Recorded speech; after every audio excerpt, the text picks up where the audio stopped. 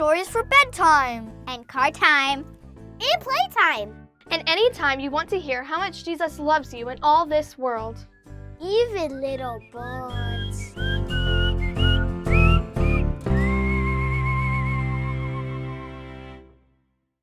Hi, I'm Pastor Sarah at St. Paul Lutheran Church in Davenport, Iowa. Welcome to this podcast where we tell stories told just for kids and kids at heart. Every week we tell a story about Jesus from the Bible. For this podcast, you need to bring your imagination. We are going to imagine there was a little bird in all those Bible stories. A little bird who was friends with Jesus. A little bird who saw all the stuff Jesus did and heard all the things that Jesus said. Well, friends, I hope that you are doing great today. We've been telling stories this month about the people in Jesus' life. We know the names of most of those people, like Mary and Martha, or Peter and Andrew, or Zacchaeus. But some of the people were never named. We'll never know just who they were. That's the case for the woman in the story we'll hear today. We don't know her name. Some people think the story was about Mary Magdalene, and others think it's about Martha's sister Mary, but we just don't know her name.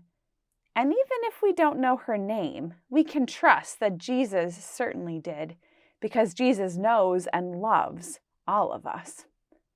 So listen in to this story about a dinner party and a woman who showed up and did the most extraordinary thing. Here is episode 16 of season 2. Little Bird and Jesus and the Unexpected Dinner Guest.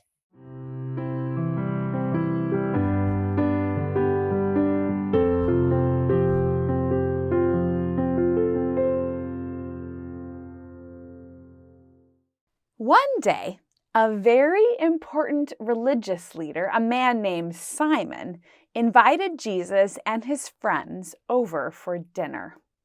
Simon knew a lot about God, and he knew that Jesus was someone special, unlike anyone he had ever met. Simon thought that having Jesus over for dinner would be a perfect chance to learn from him and learn more about him. So Jesus and his friends, including Little Bird, went over to Simon's house. It was a big house, suitable for someone who had the importance of Simon. Jesus knocked on the door, and Little Bird saw a very neat and proper man answer the door with such joy. He greeted Jesus and his friends. "I'm so glad you are here. Welcome, come in. Dinner is ready. Come sit down and eat." Jesus and his friends went inside the house. Little Bird peeked in the door as her friends went in. Sometimes people would let Little Bird inside their house when Jesus came over for dinner. But Little Bird could tell from the size of the table and the brightness of the shiny silver that this house was kept extra super tidy. And the people there were very particular about having things be just so. She knew they wouldn't want a common little sparrow flying around, even if she was a very neat bird. And so Little Bird settled into a tree branch just outside the window, where she could see and hear the happenings of that dinner. All the people who were invited got settled around the table, Jesus and his friends, and Simon and his friends. Simon asked Jesus to pray, and Jesus thanked God and blessed the food. As they started to pass around the food, Little Bird saw a woman walk up to the house. She had the most beautiful, long, curly black hair hanging all the way down to her waist, and in her hands was a jar made out of a very pretty, smooth, shiny stone, whitish, cream-colored, like marble. Little Bird knew that it was made out of alabaster, and she knew that alabaster was a very special stone and was worth a lot of money. The woman stopped at the front door, and she noticed Little Bird on the tree branch. She looked at her. "Hi, Sparrow. Is it true? Is Jesus in there? I heard that he was in town and here at Simon's house. I've heard him talk, and he makes me want to live in a whole new way.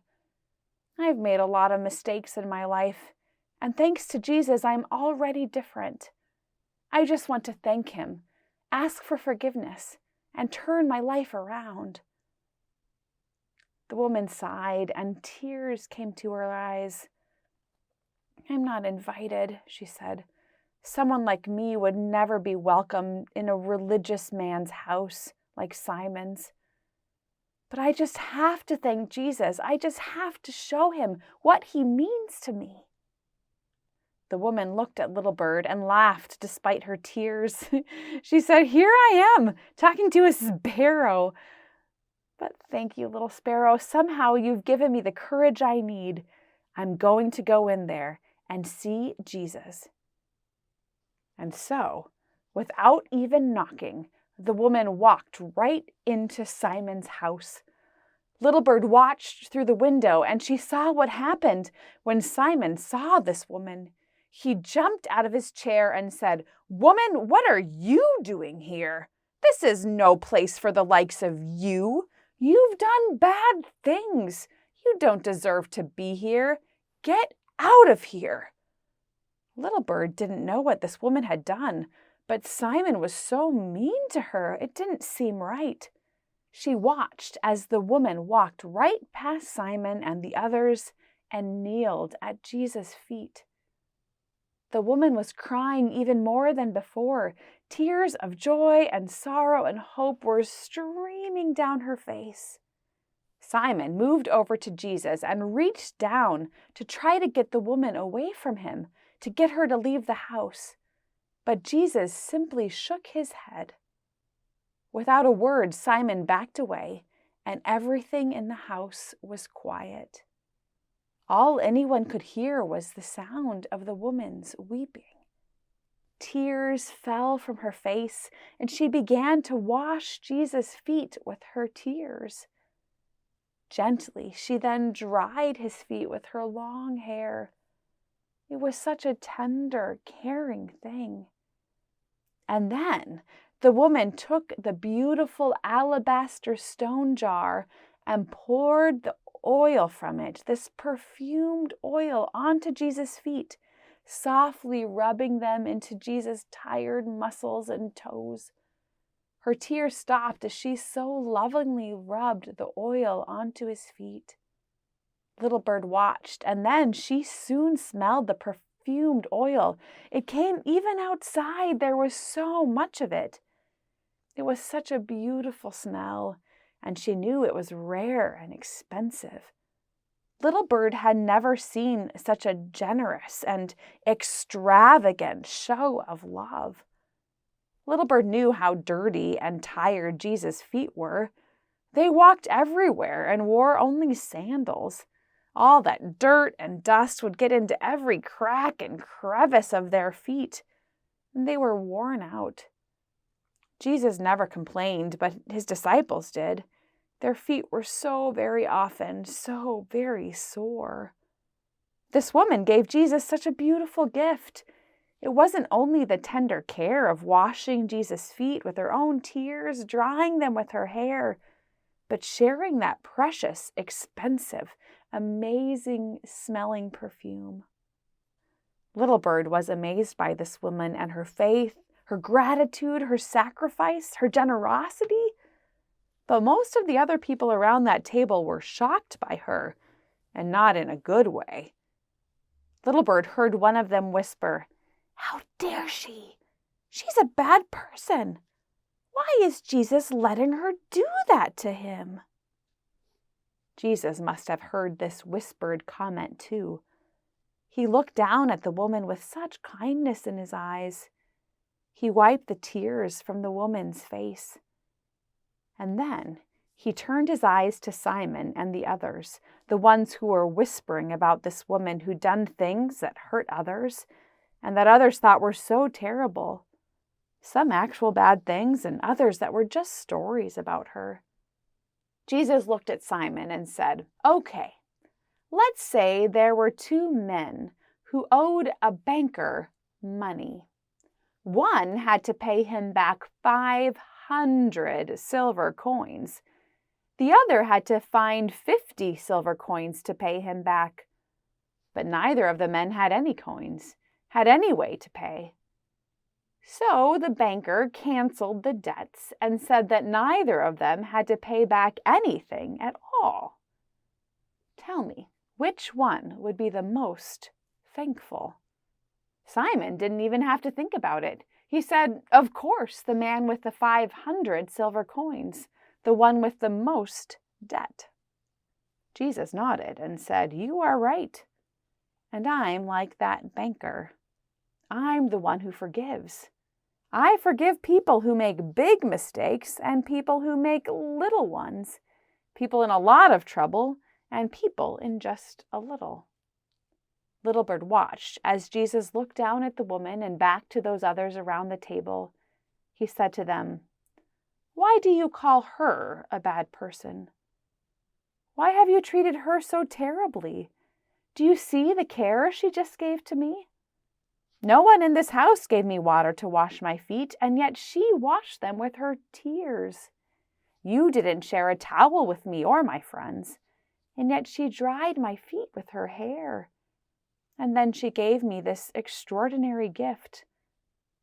Like that man with 500 coins, she has been forgiven a whole lot, and she has shown me a whole lot of gratitude and love. She is impressive to me, an example of who all of you can be. And then Jesus looked down at the woman, still kneeling at his feet. He reached down and helped her stand up, and he said to her, take heart. I forgive you all that you have done wrong. Your faith is strong. Go now in the peace of God, in the assurance that you are precious and beloved. No matter what anyone else says, believe me. The woman, still with tears in her eyes, but with a bright smile, thanked Jesus again, and then walked out of the house, her head held high. She walked out the door and past Little Bird, and when the woman saw her, she said, Little Sparrow, I have been forgiven. Now I can live with love and goodness in the world just like Jesus taught me. God has been so good to me. And then the woman laughed again and said, and here I am again, talking to a sparrow. But you seem to understand me. And I think, even more, you understand what an amazing God we have. Can you sing a song for me to praise God for everything that God has done in Jesus? And so, Little Bird sang her song.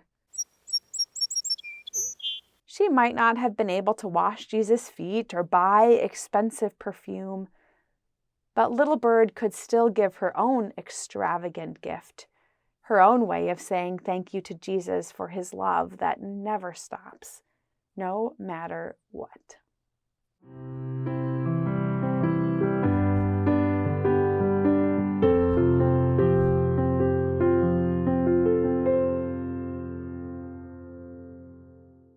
Well, friends, have you ever washed anyone's feet or had them wash yours? This week, get a nice bowl of warm water or have someone sit on the edge of a bathtub and wash their feet or have them wash yours.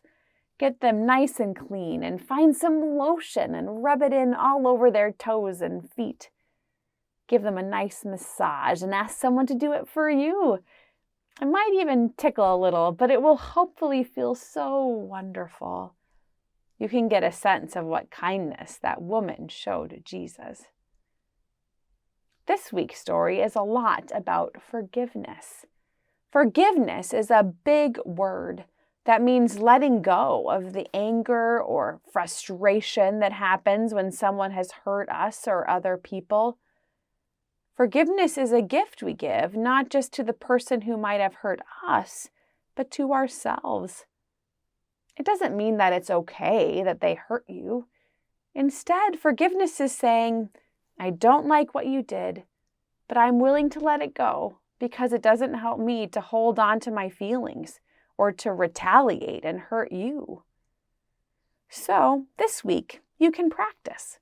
Practice saying both, "I'm sorry," when you have done something wrong or that hurts someone. Listen to them about how they feel, about what you've done, and ask how you can make things better. And when you have been hurt, you can say something like, "I'm angry you took that ball from me. Please ask first the next time. I forgive you." And most importantly, remember that you are so precious and beloved to God, and that God never stops forgiving you. No matter what you do, you are good inside. And nothing, not a single thing, no matter what, nothing can keep God from loving you. Have a great week, and thanks for listening to Little Bird and Jesus. Now flap your little wings. Sing a little song. And remember that to Jesus, You will always belong. Thanks for listening to Little Bird and Jesus, a podcast of St. Paul Lutheran Church in Davenport, Iowa. For more information on St. Paul, visit us at stpaulqc.org.